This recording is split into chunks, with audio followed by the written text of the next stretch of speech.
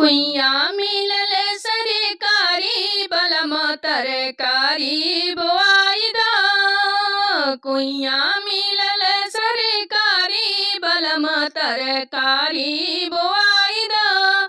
एहो बलम तरकारी बोआई द। एहो सजन तरकारी बोआई द। कुइया मिलल सरकारी बलम तरकारी बोआई द।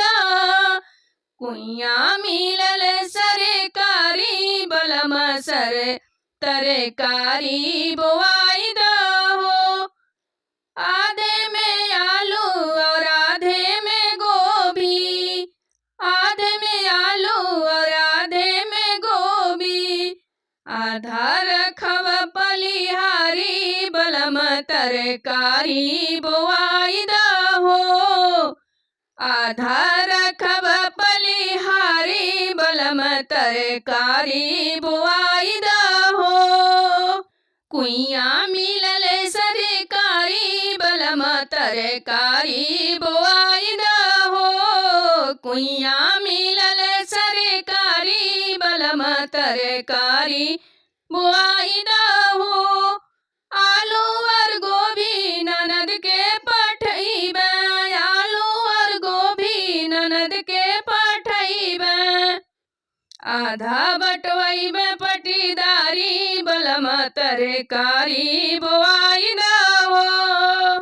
आधा बो बटवइबे पटीदारी बलम तरकारी बोआई द हो। कुइया मिलल सरकारी बलम तरकारी बोआई द हो। कुइया मिलल सरकारी बलम तरकारी बोआई द हो। आलू और गोभी ननद जी खई है, आलू और गोभी ननद जी खई है। भैया के दिहल निशानी बलम तरकारी बोआई द हो। भैया के दिहल निशानी बलम तरकारी बोआई द हो। कुइया मिलल सरकारी बलम तरकारी बोआई द हो। कुइया मिलल सरकारी बलम तरकारी बोआई द हो।